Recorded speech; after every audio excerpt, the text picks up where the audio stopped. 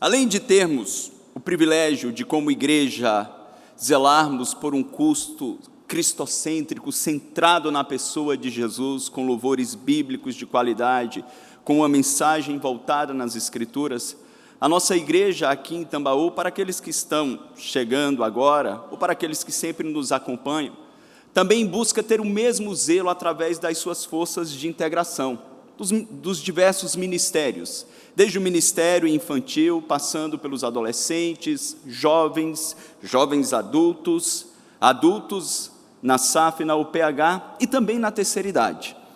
E eu gostaria de ressaltar, na introdução desse sermão, o trabalho que a terceira idade da nossa igreja faz, porque supostamente seria aquela fase da vida onde já se trabalhou tudo o que tinha de trabalhar, já se criou sacrificialmente os filhos, então é um momento de tentar gozar um pouquinho daquilo que você conquistou ou descansar um pouco. Mas nós louvamos a Deus porque durante a semana nenhum outro ministério tem mais atividades nessa igreja do que a terceira idade. Eles promovem várias ações com irmãos membros dessa igreja e vários cursos na área de tecnologia, cursos de espanhol, cursos de inglês, e quando nós chegamos aqui de manhã, elas estão aí praticando, falando, aprendendo, crescendo. Supostamente, alguns acreditam que esta fase da vida é uma fase que já se aprendeu tudo o que tinha para se aprender. Já são pessoas maduras, não há mais tempo, não há mais espaço na agenda. Alguns, movidos pelo orgulho próprio e por uma autoestima muito mais elevada do que o normal, chegam a pensar: eu já aprendi tudo o que eu necessito na vida. Outros, talvez com uma baixa autoestima, possam lamentar e dizer: bem, nessa fase da vida eu não consigo aprender mais absolutamente nada. O que não é verdade. Eu gostaria de olhar para um homem na palavra de Deus, que a semelhança desses nossos queridos irmãos da terceira idade também estava, no momento em que registrou essas palavras, na maturidade da sua vida. Mas ele pôde demonstrar àquela igreja que mesmo na maturidade, nós podemos e devemos continuar amadurecendo na presença de Deus. E que neste amadurecimento contínuo, nós podemos encontrar profunda alegria, gozo e deleite. Nós vamos descobrir através do apóstolo Paulo a alegria no contínuo amadurecimento, e para isso nós voltaremos à nossa exposição, a carta que ele escreveu à igreja em Filipos, no capítulo de número 3, do versículo 12 ao 21. Filipenses, capítulo 3, dos versos 12 ao 21. Diz a palavra do Senhor: não que eu o tenha já recebido, ou tenha já obtido a perfeição, mas prossigo para conquistar aquilo para o que também fui conquistado por Cristo Jesus. Irmãos, quanto a mim, não julgo havê-lo alcançado.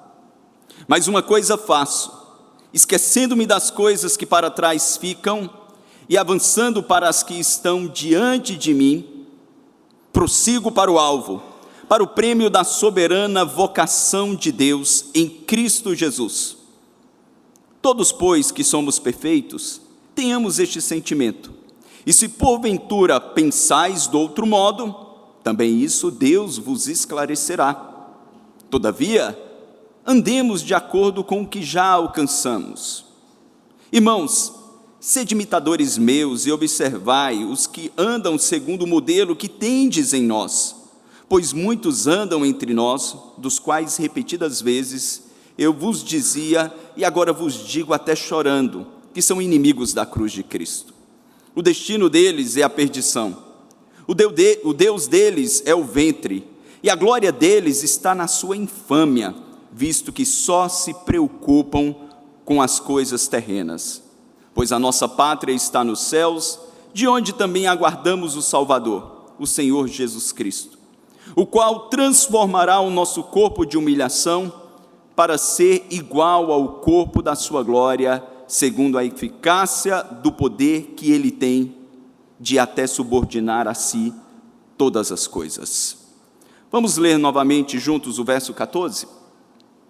Prossigo para o alvo, para o prêmio da soberana vocação de Deus em Cristo Jesus. Que Deus abençoe a sua palavra. Vamos pedir para Ele falar aos nossos corações uma vez mais. Pai, nós queremos te bendizer por tudo aquilo que foi oferecido ao Senhor em forma de culto, de adoração, de exaltação. E nós queremos, Senhor, olhar para a tua palavra nesta hora. Independente das necessidades mais diversas que possamos ter no atual momento da nossa existência, nós queremos ouvir a tua voz com clareza, de modo nítido, e descobrirmos, Senhor, alegria num contínuo amadurecimento. Ajuda-nos, Senhor, a compreender a tua palavra. Nós te pedimos isso em nome e para a glória de Cristo Jesus. Amém. Irmãos, nós já estamos bem familiarizados, aqueles que congregam conosco aqui, sobre o contexto dessa carta. Este homem que neste momento da vida, como falamos, já estava na maturidade, não apenas do seu ministério, mas da sua própria existência, onde Deus já havia o alcançado, permitido que ele passasse um tempo ali no deserto da Judéia, aprendendo os fundamentos, as bases da fé cristã. E depois disso, então, Deus o comissiona através da igreja de Antioquia para começar um ministério itinerante, plantando igrejas em diversos lugares. Ele faz 3 grandes viagens missionárias, onde muitos frutos são colhidos, e depois disso, Deus permite que este homem estivesse preso, no seu primeiro aprisionamento em Roma.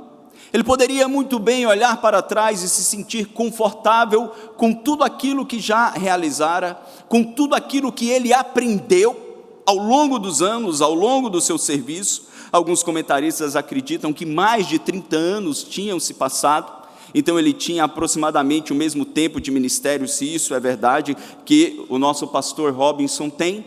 Era um homem de maturidade ministerial.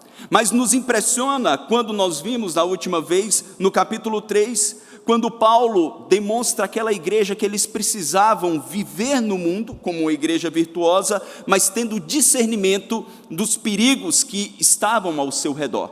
Existiam maus obreiros, existiam homens egoístas, existiam homens que no final do capítulo ele vai repetir a admoestação dizendo que eram inimigos da cruz de Cristo.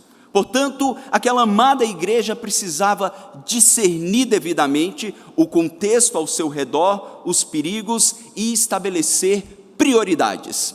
Paulo deixou muito claro quais eram as prioridades da sua vida, demonstrando que ele não confiava na carne, nos atributos, nas qualidades que ele tinha, como sendo judeu de judeus, como sendo fariseu, como sendo da tribo de Benjamim. Ele diz: eu considerei tudo isso como perda, como refúgio, diante da sublimidade de conhecer a Cristo Jesus mais e mais. O padrão estava estabelecido. Aquilo que era mais sublime, supremo, a pérola de grande valor na existência de Paulo e, consequentemente, para aquela igreja e para todos nós, era conhecer a Cristo mais profundamente. Mas e aí? Diante disso, o que fazer? Paulo nos mostra que além do reconhecimento e da consciência de qual é a prioridade absoluta, nós somos chamados a uma ação, nós somos chamados a atitudes, nós somos chamados a continuar crescendo e amadurecendo diante deste conhecimento. E daí ele nos mostra, irmãos, que em primeiro lugar, para que nós possamos de fato avançar e amadurecer continuamente, nós precisamos ter realismo da nossa condição espiritual. Paulo está falando de amadurecimento espiritual, não profissional, não familiar necessariamente. Ele fala de amadurecimento espiritual, de se tornar cada vez mais semelhante a Cristo. Mas para que isso acontecesse, era necessário ter consciência, ter realismo da atual condição que cada um deles estavam membros da igreja de Corinto. E ele dá esse exemplo citando a sua própria vida, quando no versículo de número 12, ele diz o seguinte, estabelecendo o padrão no 11, ele diz: não que eu tenha já recebido, ou tenha já obtido a perfeição, mas prossigo para conquistar aquilo para o que também fui conquistado por Cristo Jesus. Ele repete a declaração no verso 13, dizendo: irmãos, quanto a mim, não julgo havê-lo alcançado. E a palavra perfeição, teleio, traz a ideia de perfeição moral absoluta na ética do dia a dia. Existiam alguns perfeccionistas naquele contexto que olhavam para o apóstolo Paulo, para tudo que ele já tinha vivido, para tudo que ele já tinha alcançado, e imaginavam que ele de fato era um homem perfeito. Não havia absolutamente nada que ele precisasse mudar em sua ética, em sua percepção de vida. O perfeccionismo daqueles dias ainda assedia e se manifesta em muitas igrejas dos nossos dias, principalmente igrejas neopentecostais, que afirmam que é possível um crente alcançar a perfeição absoluta nessa terra. E a palavra de Deus nos deixa muito claro que isso não é uma realidade. Quando nós recebemos a nova vida em Cristo e recebemos a santificação posicional, onde somos transportados para a presença de Deus e para o reino de Deus, se começa a santificação processual, mas ela terá fim apenas na glória, no dia em que Cristo nos chamar. Por isso Paulo exorta aqueles irmãos e diz: olha, eu não alcancei ainda. A rica comunhão que ele experimentou com Cristo ainda era imperfeita.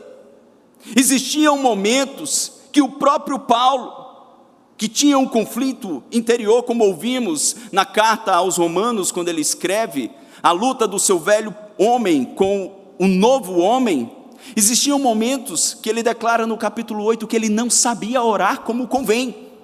Mesmo experimentado, algumas circunstâncias chegavam em sua vida de modo que ele não sabia o que fazer, e ele precisava da intercessão do Espírito Santo.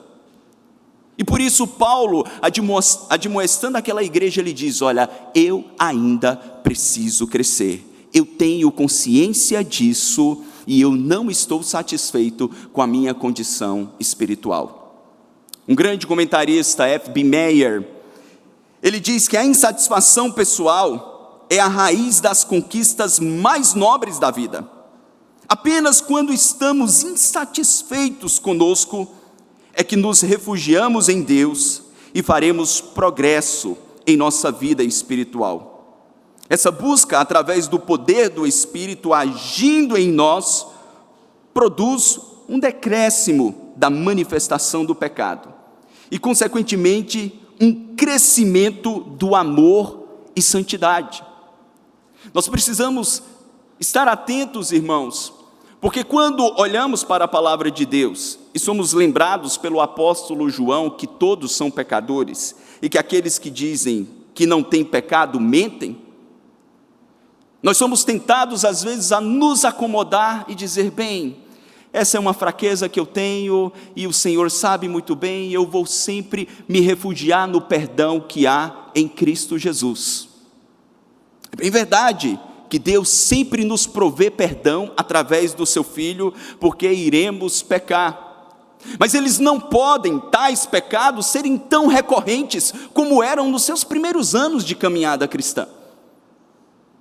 Alguns vícios de comportamento que nós trouxemos da nossa velha conduta ou do nosso velho homem não podem se perpetuar, se transformando em anos e décadas de vida cristã, eu sendo o mesmo Tiago de 25 anos atrás, quando Cristo me alcançou em certa área da vida.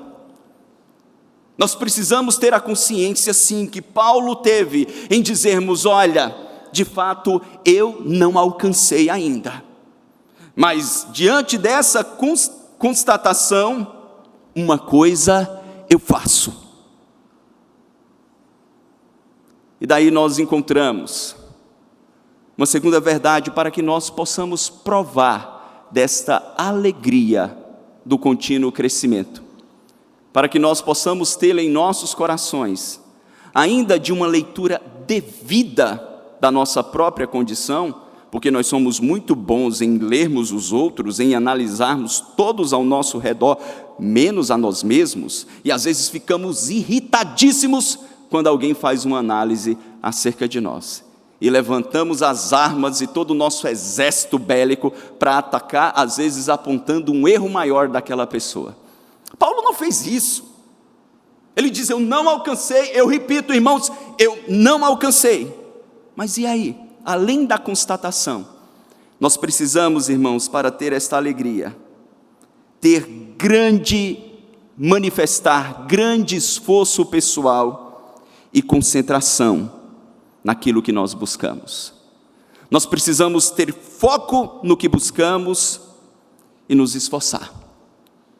Vejam o que Paulo diz no versículo de número ainda 12, na parte B, quando ele declara: mas, vamos ler juntos? Mas prossigo para conquistar aquilo para o que também fui conquistado por Cristo Jesus. Era essa a ideia. Paulo, ele força, e o original traz esta imagem, e nós vamos citar alguns textos. Paulo era um amante de esportes, e em diversos momentos em suas cartas, ele cita alguns esportes olímpicos, e principalmente a maratona. Ele diz: olha, mas eu prossigo, e a ideia é de um esforço muscular enorme, um sacrifício tremendo, em direção àquilo que ele almejava. Era forçar tudo a fim de conquistar a vitória nessa corrida. Como ele disse aos Coríntios na primeira carta, no capítulo 9, no verso 24, 1 Coríntios 9, 24, observe bem as palavras deste servo do Senhor. 9, 24, Paulo diz: não sabeis vós que os que correm no estádio, todos, na verdade, correm, mas um só leva o prêmio? Juntos à parte final: correi de tal maneira que o alcanceis.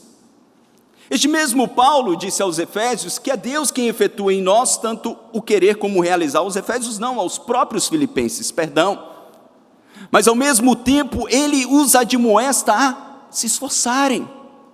É por isso que verdades inegociáveis dentro da fé reformada é que Deus é soberano em seus planos, mas ao mesmo tempo nós somos responsáveis, como seus filhos, de fazermos o bom uso do nosso livre-arbítrio. Crentes, aquilo que nós chamamos de liberdade espiritual, é a capacidade que Deus dá aos crentes, e tão somente a eles, de fazerem escolhas que agradam a Deus. Por isso Paulo diz: olha, eu prossigo, eu avanço nessa direção. Além de admoestar os coríntios, admoestar os filipenses, Paulo também chama a atenção dos colossenses, de que eles deveriam se esforçar para crescerem na presença de Deus. Colossenses 1, 28, ele declara: o qual nós anunciamos, advertindo a todo homem, e ensinando a todo homem, em toda a sabedoria, a fim de que apresentemos todo homem perfeito em Cristo. Verso 29, perfeito em Cristo. Para isso é que eu também me afadigo, esforçando-me o mais possível, segundo a sua eficácia, que opera eficientemente em mim. Observem a cooperação e sinergia, cooperação mútua, entre a ação do Espírito Santo, no crescimento do apóstolo, e o seu esforço pessoal, onde ele diz: eu me esforço, eu me afadigo, conforme o seu poder que opera eficazmente em mim. Queridos irmãos, nós encontramos muitas pessoas, muitos crentes que desejam ter crescimento espiritual e se esforçam em alguma medida. mas logo que fracassam numa área, desistem. São aqueles que Tiago chama, lá no capítulo 1, no verso 8, de homens de ânimo dobre, inconstantes em todos os seus caminhos. Quando nós avançamos na direção de nos tornarmos cada vez mais semelhantes a Jesus, no padrão que o próprio Paulo estabeleceu no capítulo 2, no verso 5, nós precisamos nos lembrar que de fato iremos nos esforçar, mas que essa transformação não é fruto, não é operada pela força do nosso braço, ela é realizada pelo poder do Espírito Santo agindo em nós e através de nós. Foi aquilo que o nosso próprio Senhor disse aos seus discípulos, que tantas vezes foram inconstantes e fracassaram: sem mim nada podeis fazer. É por isso que, para avançarmos, é necessário termos esta consciência e, ao mesmo tempo, a atitude que Paulo teve quando ele declarou: esquecendo-me das coisas que para trás ficam. Ele tinha vivido muitos momentos maravilhosos, como mencionamos no capítulo 1, os quais lhe traziam boas memórias, vitórias e triunfos espirituais, e ele tinha sofrido reveses também. A vida é assim.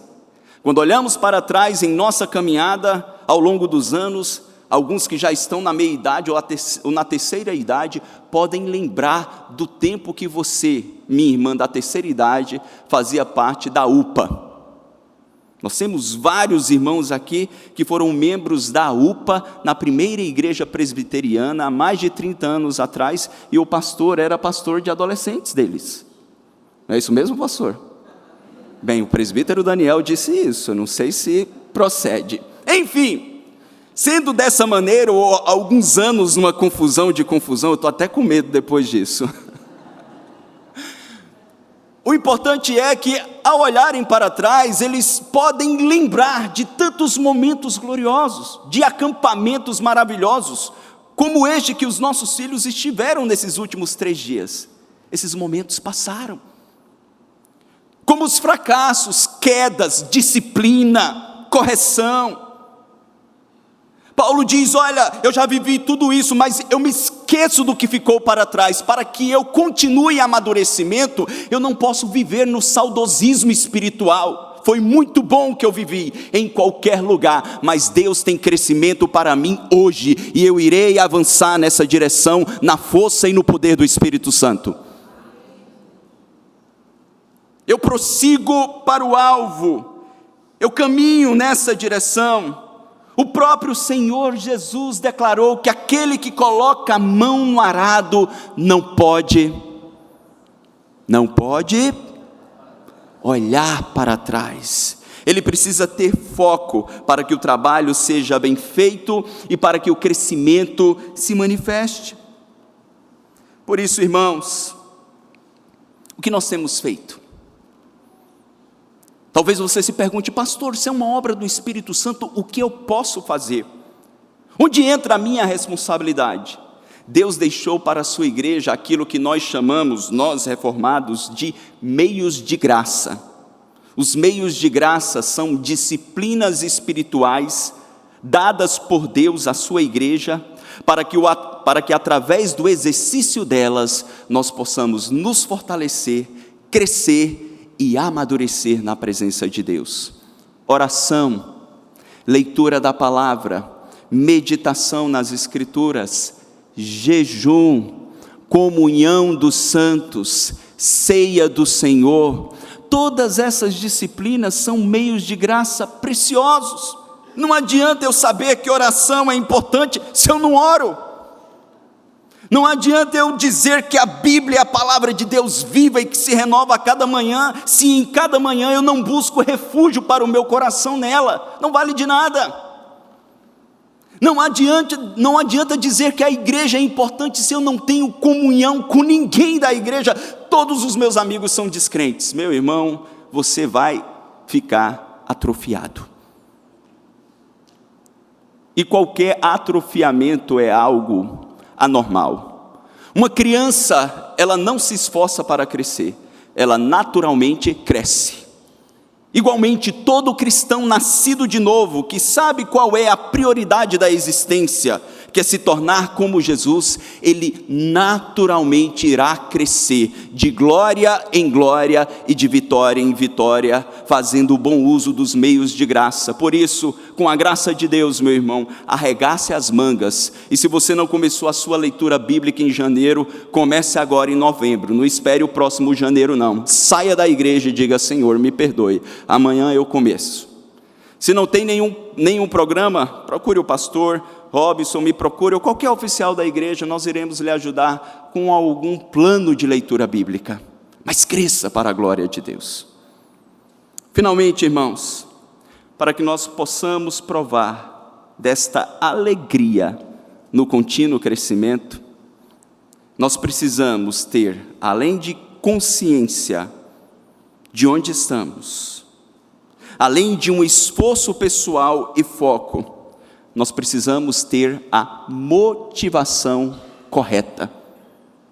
Em qualquer área da vida, aí fora dos valores do reino de Deus, existem pessoas que crescem com motivações erradas, por meios espúrios. Todos nós já vimos pessoas crescendo na vida, passando por cima dos outros, pisando, pessoas que as tinham em alta estima.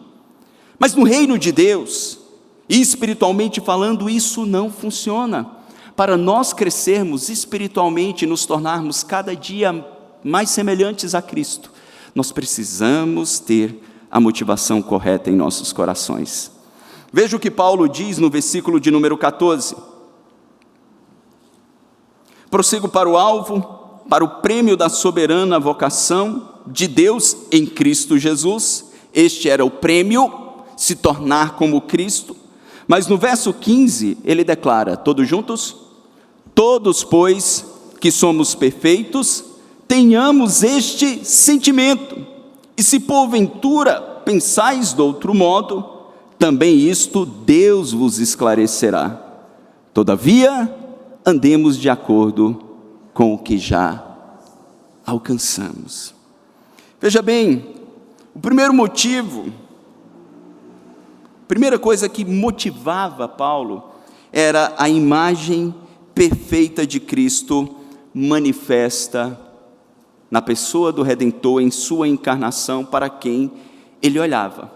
Parece contraditório, porque no verso 14, ou melhor, no verso 15, Paulo diz, olha, todos nós que somos perfeitos. Em dois momentos anteriores ele disse, olha irmãos, eu não alcancei a perfeição. Mas agora ele coloca toda a igreja, ou aqueles crentes, como alguns, ou como alguém que já era perfeito. A ideia é a perfeição de Cristo, a santidade de Cristo aplicada sobre a vida daqueles homens, a justiça de Cristo. Essa é a razão pela qual a Escritura nos chama de justos do Senhor, mesmo tantas vezes praticando injustiças. É porque a justiça de Cristo, a perfeição de Cristo e as obras de Cristo são lançadas na nossa conta judicialmente, posicionalmente.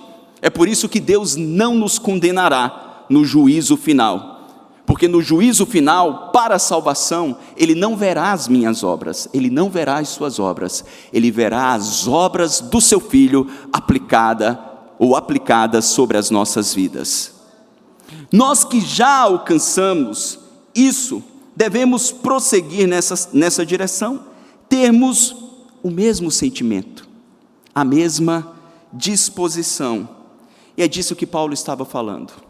Enquanto existiam cães, maus obreiros, homens com motivações equivocadas, aquela igreja deveria focar em Cristo, no crescimento com a mesma disposição no coração, com uma motivação correta, porque é possível. Não apenas no crescimento profissional, mas até no crescimento espiritual, trabalhar e servir com motivações incorretas e impuras. Paulo exortou a igreja em Corinto acerca disso. Se você abrir no capítulo 3, da primeira carta que ele escreve aos Coríntios, no versículo de número 10, veja o que ele diz.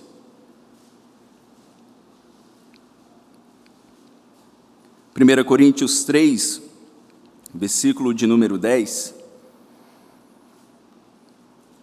ele diz: segundo a graça de Deus que me foi dada, lancei o fundamento como prudente construtor, e outro edifica sobre ele. Porém, cada um veja como edifica, porque ninguém pode lançar outro fundamento além do que foi posto, o qual é Jesus Cristo. Contudo, se o que alguém edifica sobre o fundamento é ouro, prata, pedras preciosas, madeira, feno, palha, manifesta se tornará a obra de cada um, pois o dia a demonstrará, porque está sendo revelada pelo fogo. E qual seja a obra de cada um, o próprio fogo o provará. Se permanecer a obra de alguém que sobre o fundamento edificou, esse receberá galardão. Se a obra de alguém se queimar, sofrerá ele dano, mas esse mesmo será salvo, todavia, como alguém através do fogo. Paulo admoesta aquela igreja que estava inflada em seu orgulho, a igreja de Corinto. Cuidado, porque o único fundamento da igreja é Cristo, é sobre ele que nós edificamos. E aí, ele faz um uso alegórico de materiais, através dos quais nós podemos edificar uma casa, e ele diz: olha, aquilo que for palha, feno e madeira, o dia do juízo irá queimar. Toda obra feita por crentes, tudo aquilo feito supostamente com uma motivação espiritual, para crescimento espiritual, que não tinha um foco na glória de Deus e na imagem de Cristo formada em nós, será perdido. Ainda que sejam anos de trabalho, ainda que sejam anos de serviço e de ministério, se o foco é demonstrar quão bons nós somos, como os filipenses estavam sendo tentados a acreditar na força do seu braço, Paulo diz: olha, isso não terá valor eterno nenhum. Sirva, trabalhe, se santifique, busque, focando sempre a glória de Deus e a edificação da sua igreja. Sabe por quê? Porque isso terá duração e valor eterno.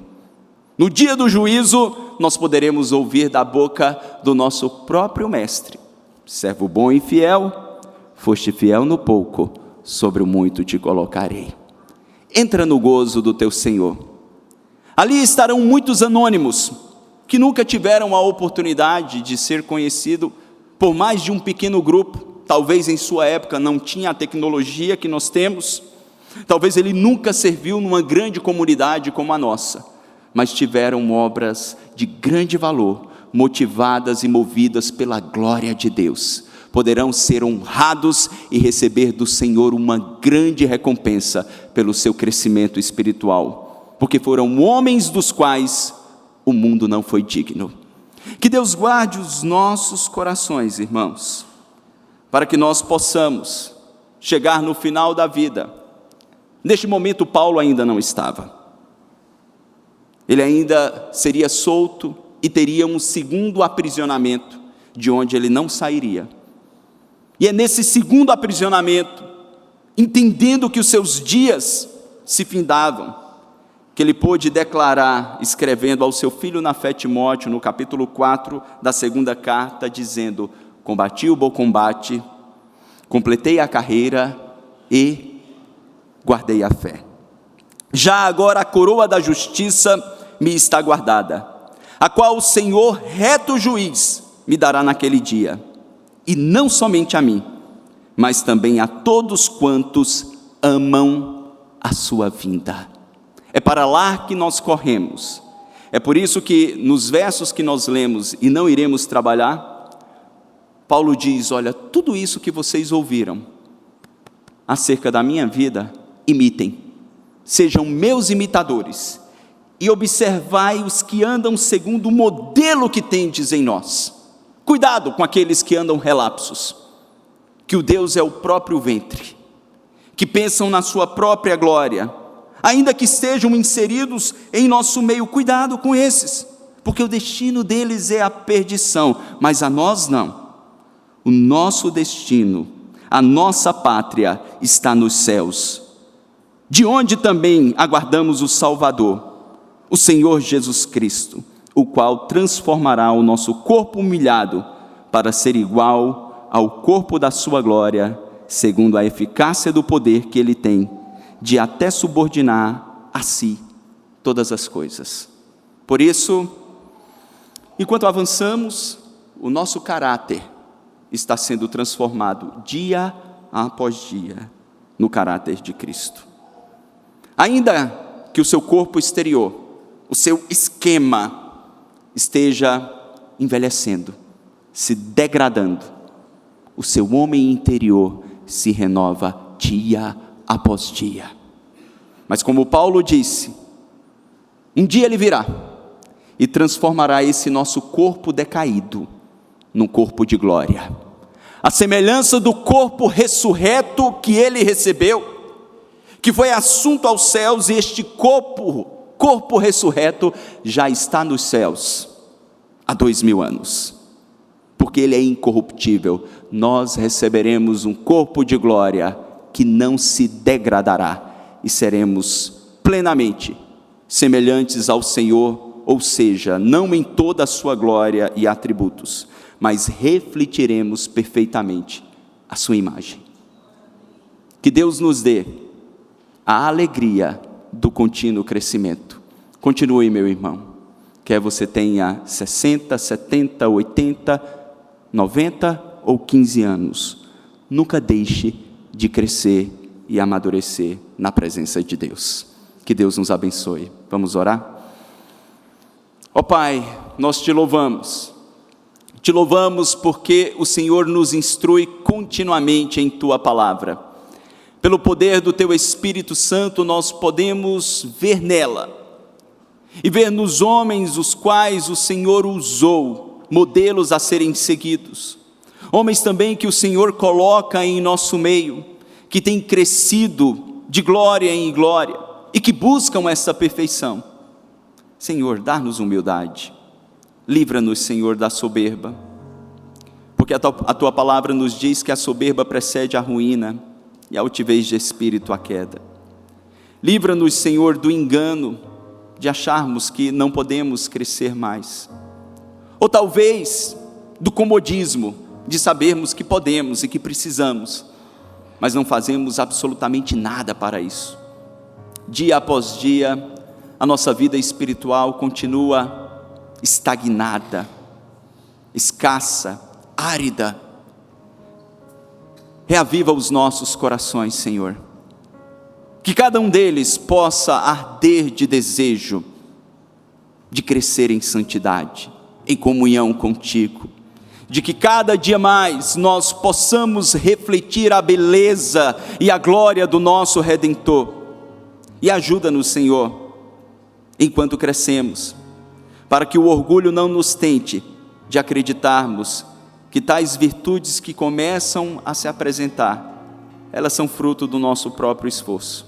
Não são, são frutos da Tua graça, pois o Senhor mesmo disse que sem Ti nós não poderíamos fazer nada. Nós te pedimos isso com gratidão, em nome e para a glória de Cristo Jesus. Amém.